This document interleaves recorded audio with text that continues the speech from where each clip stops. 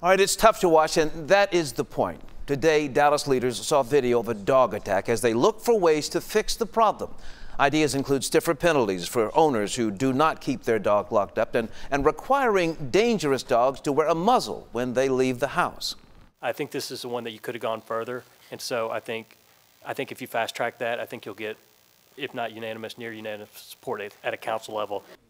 Now, the council will still have to approve any ideas, and that could happen later this summer.